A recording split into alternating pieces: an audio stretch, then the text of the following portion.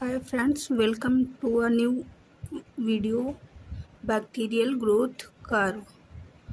तो सबसे पहले मैं आपको बताऊंगी बैक्टीरियल ग्रोथ के स्ट्रक्चर को बना के, फिर उसके बाद में उसकी डेफिनीशन, देन उसकी 4 phases of bacterial growth curve. तो चलिए स्ट्रक्चर बनाते हैं।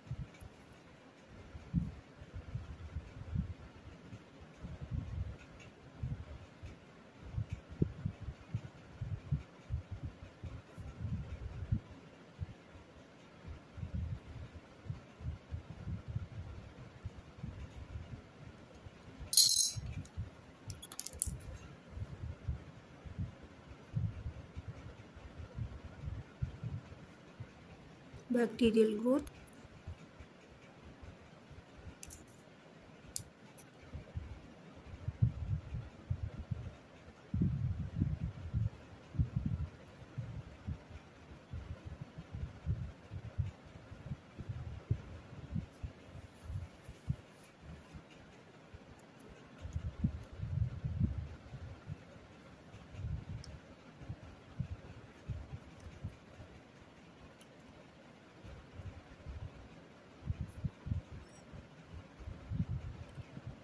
जहाँ से फेजेस को डिवाइड करेंगे वहाँ से डॉटेड लाइन खींच लेंगे।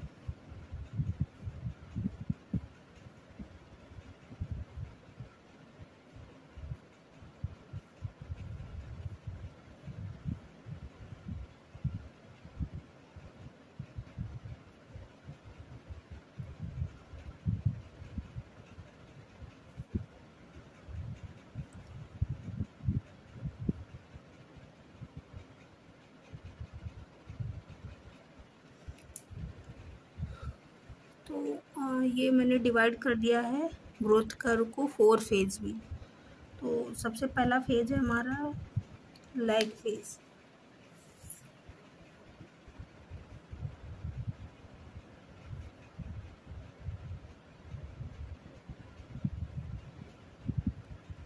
दूसरा है हमारा सेकेंड लॉग फेज। थर्ड है स्टेशनरी।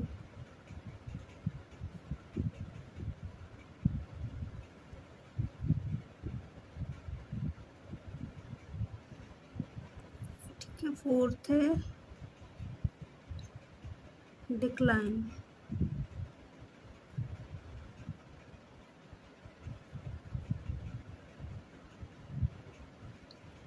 ठीक है, तो ये हो गई 4 फेज। तो क्या करेंगे कि ये जो है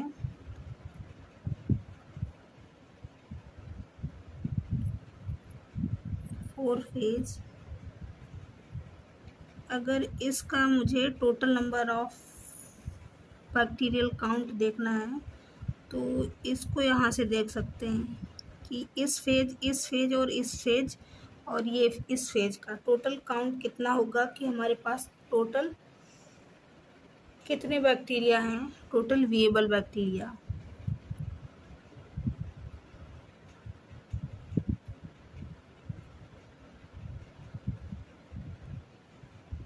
टोटल काउंट देख लेंगे। और अगर टोटल विएबल बैक्टीरिया देखने हो तो कि जिंदा बैक्टीरिया कितने हैं, तो यहाँ से टोटल विएबल बैक्टीरिया, विएबल काउंट यहाँ से। तो ये हो गई हमारी 4 phases of bacterial growth curve. इधर टाइम रखते हैं, टाइम, और इधर नंबर ऑफ सेल्स।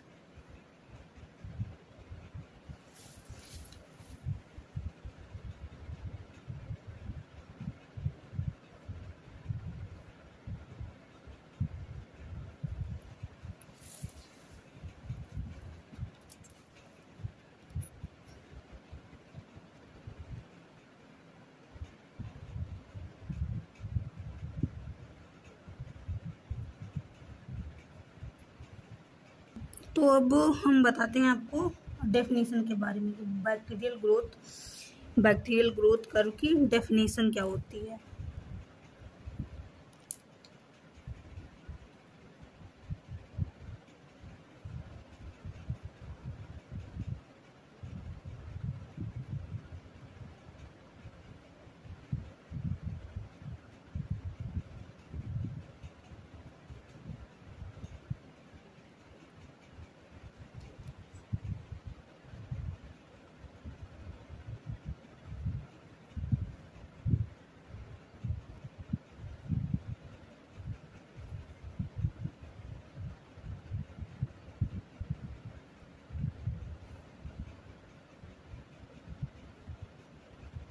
क्या कह रहा है, when A bacterium is inoculated into A suitable liquid culture medium,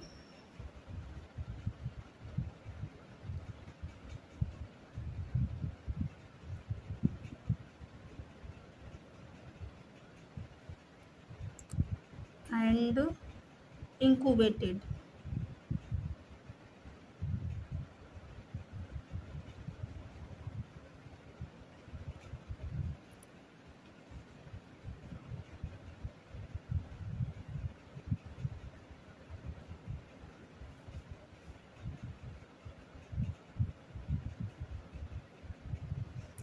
its growth follows a definite course.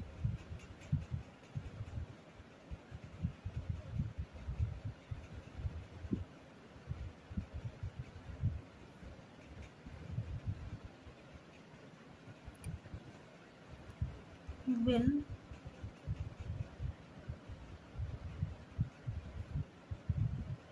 bacterial count of such culture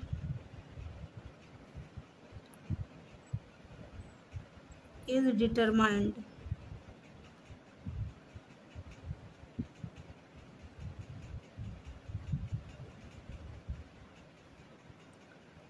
at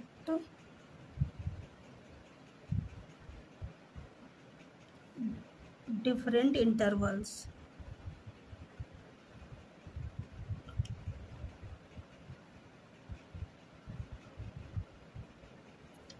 and plotted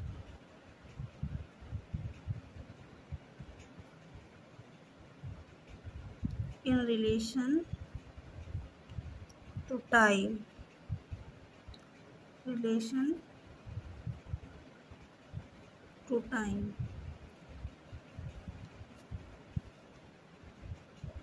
ठीक है,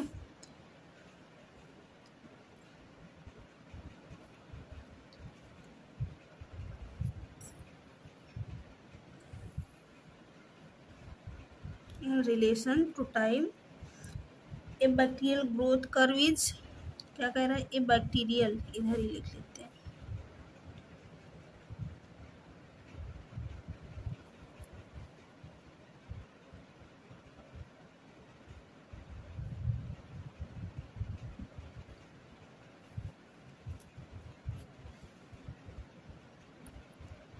obtained, growth curve is obtained.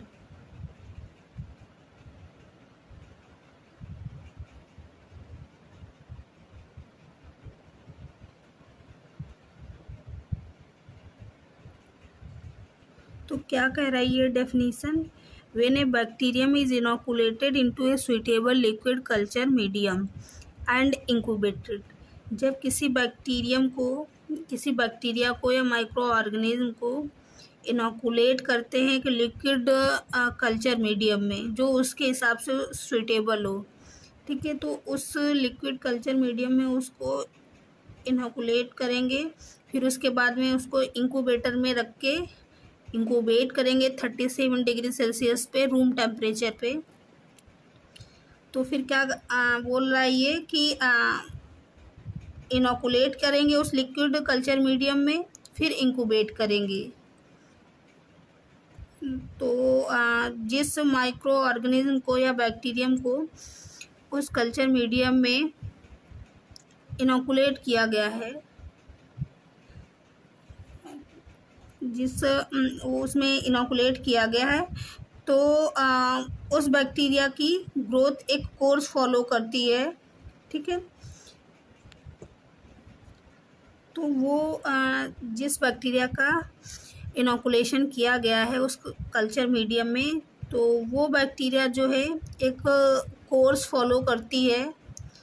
तो उस course को follow करने के बाद जिस bacteria को इनोकुलेट किया गया है उस बैक्टीरिया का उस लिक्विड में अगर मुझे ये जानना हो कि उसका बैक्टीरियल काउंट कितना है, तो क्या करेंगे कि जब उसका ये देखेंगे कि बैक्टीरियल काउंट कितना है, तो उसका बैक्टीरियल काउंट डिटरमाइन करेंगे डिफरेंट इंटरवल्स पे। ठीक है, डिफरेंट इंटरवल्स पे टाइम के साथ में। ठीक है, तो क्या होगा कि तो मुझे अगर डिफरेंट इंटरवल्स पे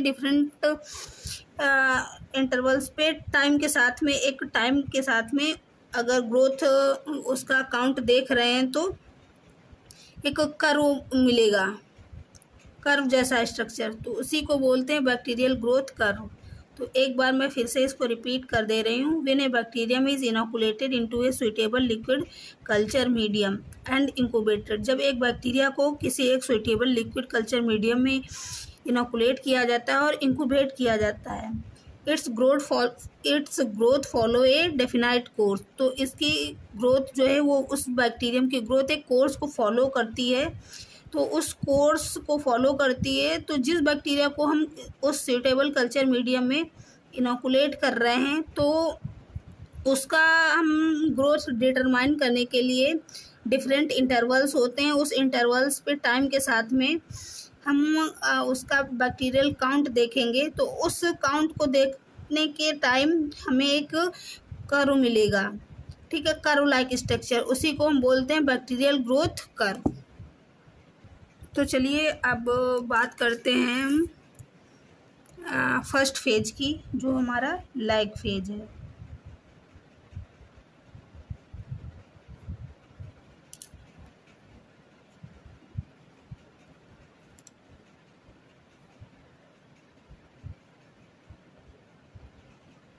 तो लैग फेज क्या होता है? पीरियड बिटवीन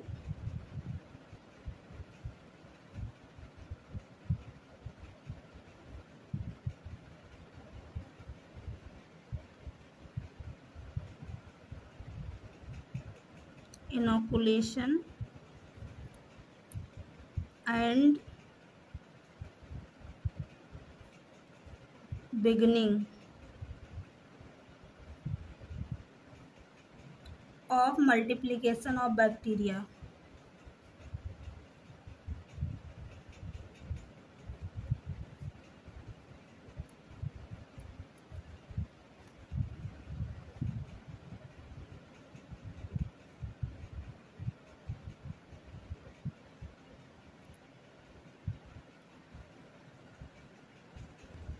तो लैग फेज क्या होता है? Period between inoculation and beginning of multiplication of bacteria. ये वो पीरियड होता है जब बैक्टीरिया को एक लिक्विड कल्चर मीडियम में इनोकुलेट कर दिया जाता है और जब तक बैक्टीरिया मल्टीप्लाई नहीं करने लगता है, उस मल्टीप्लिकेशन के जस्ट पहले की, मल्टीप्लिकेशन से पहले की और इनोकुलेशन के बाद का जो पीरियड रहता है उसको बोलते हैं लैग फेज।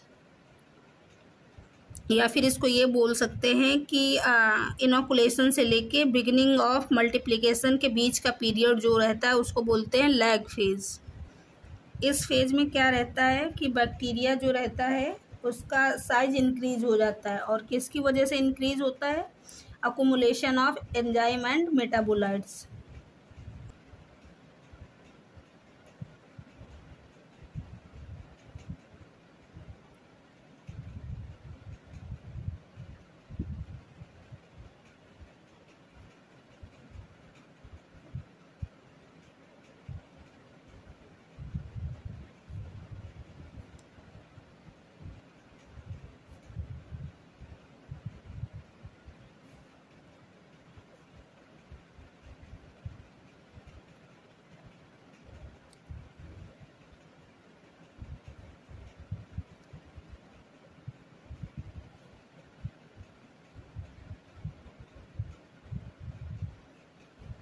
के कुमुलेशन ऑफ एंजाइम और मेटाबोलाइट्स की वजह से ही बैक्टीरिया का इस फेज में साइज बड़ा हो जाता है, और इसी फेज में बैक्टीरिया अपने मैक्सिमम साइज में पहुंचती है।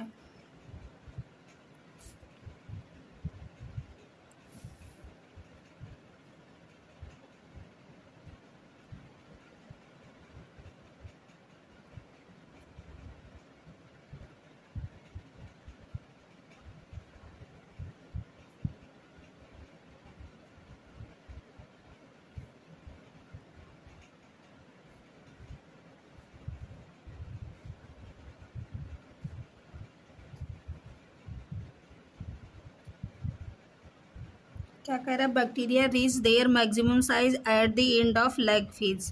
तो कह रहा है कि बैक्टीरिया अपने मैक्सिमम फेज में पहुंच जाती है जब एंड ऑफ लैग फेज के अंत तक बैक्टीरिया अपने मैक्सिमम साइज में पहुंच जाती है। तो अब हमारा आता है लॉग फेज। सेकेंड फेज हमारा लॉग फेज है। तो लॉग फेज,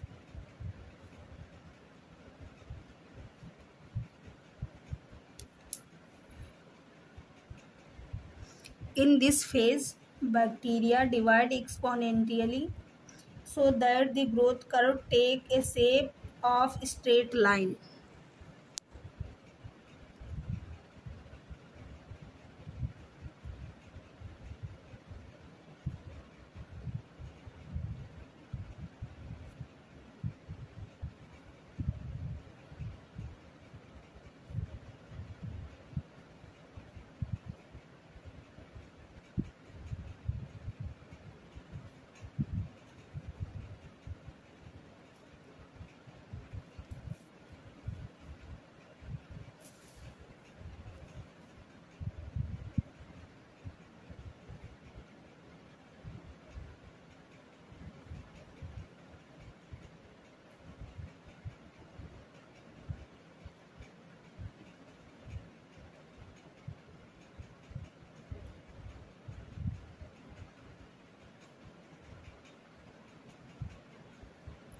क्या कर रहा है, in this phase bacteria divide exponentially, bacteria divide होने लगती है।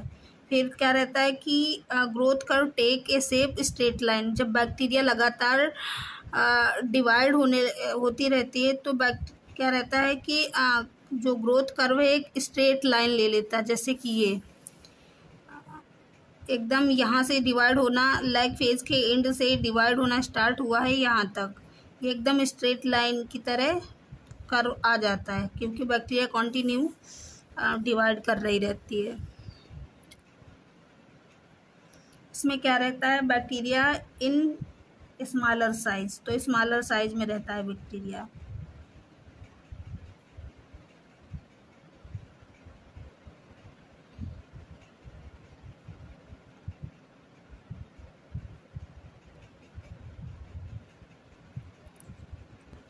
और क्या रहता है, थर्ड पॉइंट है इसका, बायोकेमिकली एक्टिव।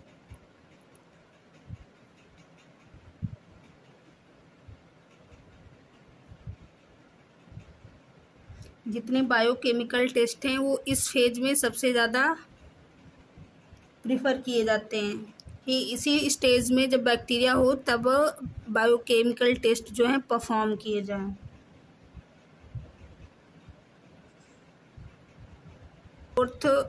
फोर्थ नंबर है हमारा यूनिफॉर्मली स्टेन।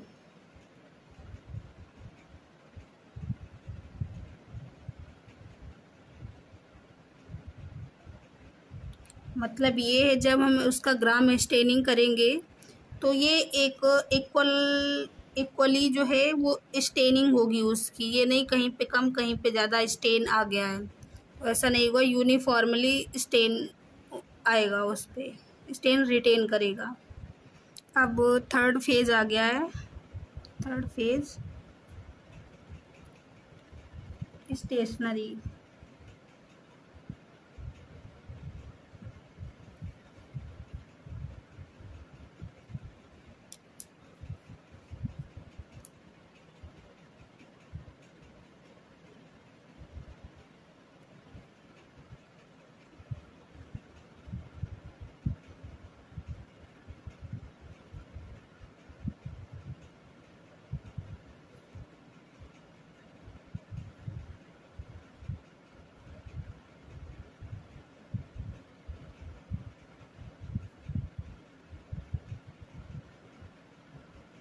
क्या कह रहा है, after the log phase the bacterial growth bacterial growth ceases almost completely.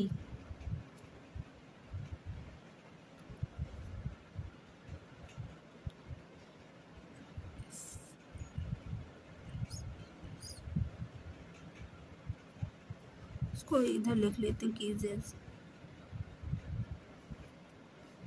ceases almost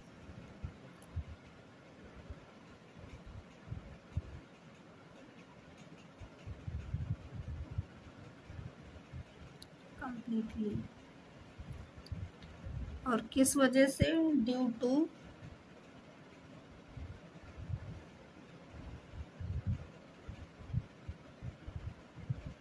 exhaustion of nutrients.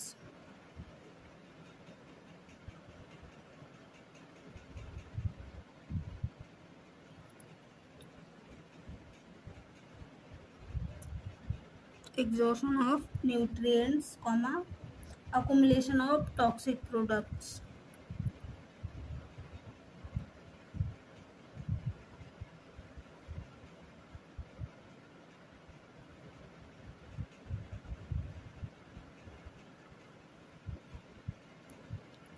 And autolytic enzymes. तो स्टेशनरी फेज में क्या रहता है, आफ्टर द लॉग फेज के बाद में क्या रहता है कि the bacterial growth ceases almost completely. ये समझिएगा कि बैक्टीरिया की ग्रोथ ऑलमोस्ट कंप्लीट हो गई है due to exhaustion of nutrients की कमी की वजह से, और अकुमुलेशन ऑफ टॉक्सिक प्रोडक्ट, और टॉक्सिक जो हानिकारक प्रोडक्ट हैं उनके इकट्ठा हो जाने की वजह से, और क्या है कि और ऑटोलाइटिक एंजाइम की वजह से बैक्टीरिया जो है ऑलमोस्ट उसकी ग्रोथ स्टॉप होने लगती है, कंप्लीट हो जाती है, और न्यूट्रिएंट्स कम बचते हैं। ठीक है, उसकी वजह से क्या रहता है कि बैक्टीरिया की ग्रोथ एकदम कंप्लीट हो चुकी होती है, रुक जाती है। इसी फेज में क्या रहता है कि बैक्टीरिया जो रहता है ग्राम वेरिएबल रहता है।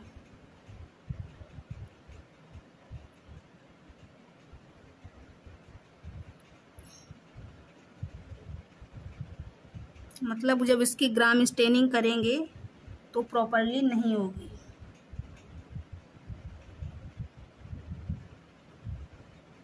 और क्या रहेगा, स्पोरुलेशन इसी फेज में होता है।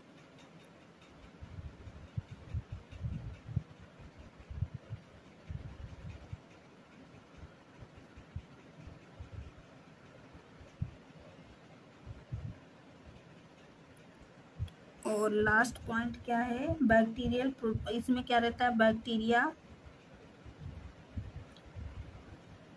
प्रोड्यूस एक्सोटॉक्सिन, एंटीबायोटिक्स,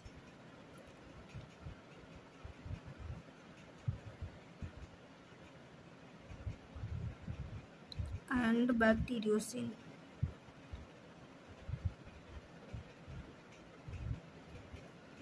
तो ये वही फेज है जिसमें बैक्टीरिया प्रॉपरली यूनिफॉर्मली स्टेन नहीं होते, ग्राम वेरिएबल रहते हैं। स्पोरुलेशन इसी फेज में होता है, और बैक्टीरिया एक्सोटॉक्सिन और एंटीबायोटिक्स और बैक्टीरियोसिन्स इसी फेज में प्रोड्यूस करता है।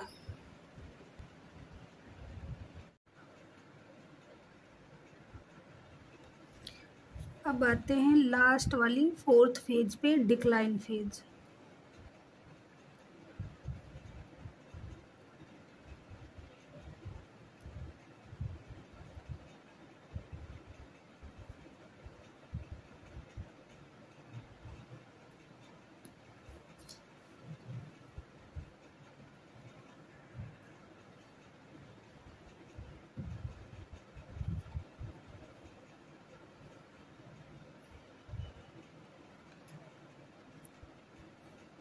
Gradually, the bacteria stop dividing.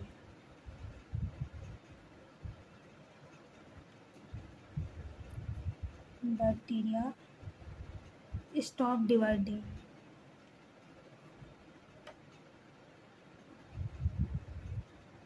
Completely.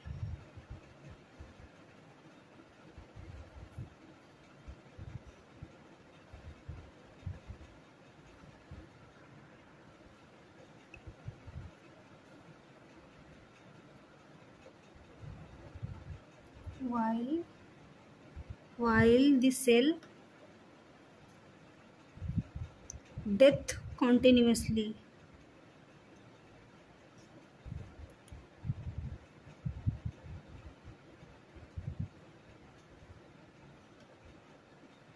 Continuous due to exhaustion of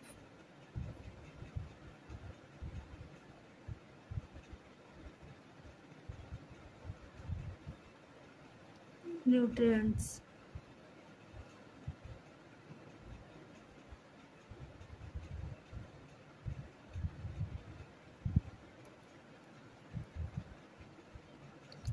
And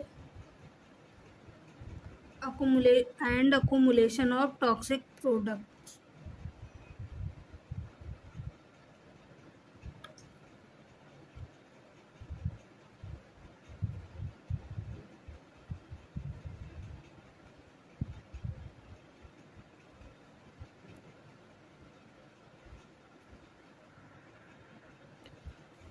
तो चलिए एक बार फिर से बैक्टीरियल ग्रोथ कर्व को रिवाइज करवा दे रहे हैं। तो सबसे पहले क्या है कि बैक्टीरियल ग्रोथ कर्व जो है उसकी 4 फेजेस हैं, lag phase, log phase, stationary और डिक्लाइन।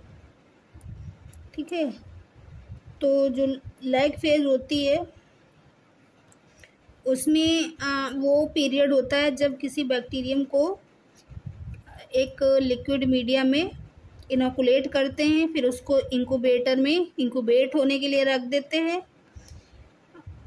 ठीक है, तो जब वो बैक्टीरिया डिवाइड होने लगता है, तो जब हम किसी बैक्टीरिया को किसी लिक्विड मीडिया में इनोकुलेट कर रहे हैं, ठीक है, तब से लेकर जब बैक्टीरिया डिवाइड करने लग रहा है उससे पहले बीच का पीरियड जो रहता है उसको बोलते हैं लैग फेज। और लॉग फेज जब बैक्टीरिया इंक्यूबेटर में बैक्टीरिया को इनोकुलेट करके रखते हैं और बैक्टीरिया जो है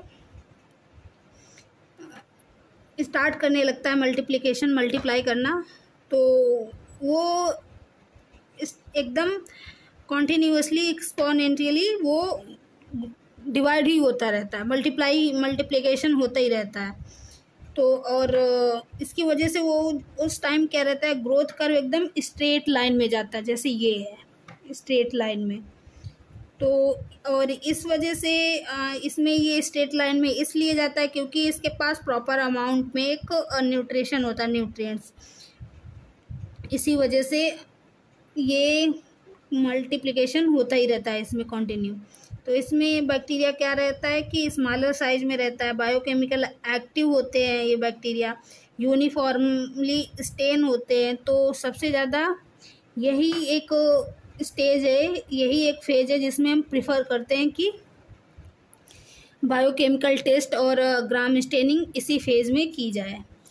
फिर थर्ड फेज है हमारा स्टेशनरी में क्या रहता है कि बैक्टीरिया जो है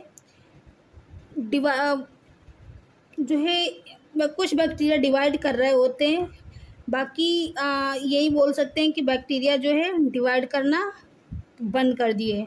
और क्यों बंद कर दिए? क्योंकि अकुमुलेशन ऑफ टॉक्सिक प्रोडक्ट्स और एग्जॉशन ऑफ न्यूट्रिएंट्स और ऑटोलाइटिक एंजाइम की वजह से। तो क्या कह रहा है, after the log phase the bacteria growth ceases, bacterial growth जो है कीजेज ऑलमोस्ट कम्प्लीटली, मतलब ऑलमोस्ट कंप्लीट हो चुकी है। ठीक है, due to exhaustion of nutrients, accumulation of toxic product and autolytic enzymes.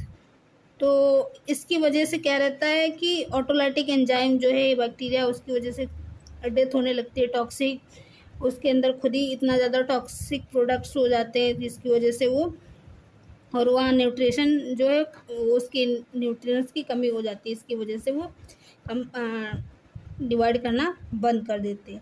तो इसमें इस फेज में क्या रहता है, अगर हम इस फेज में ग्राम स्टेनिंग कर रहे हैं या बायोकेमिकल टेस्ट लगा रहे हैं तो ग्राम वेरिएबल, तो वेरिएबिलिटी शो करता है ग्राम स्टेनिंग इस फेज में, स्पोरिलेशन इसी फेज में होने लगता है, ठीक है।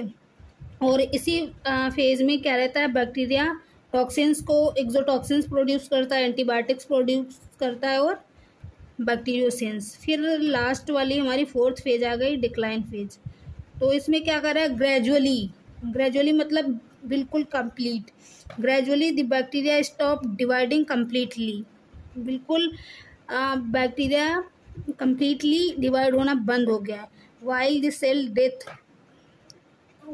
सेल डेथ कॉन्टिन्यूस, और क्या रहता है कि कॉन्टिन्यूस सेल डेथ होती रहती है due to exhaustion of nutrients की कमी की वजह से और अकोमुलेशन ऑफ टॉक्सिक प्रोडक्ट्स की वजह से बैक्टीरिया कॉन्टिन्यू डेथ होती रहती है।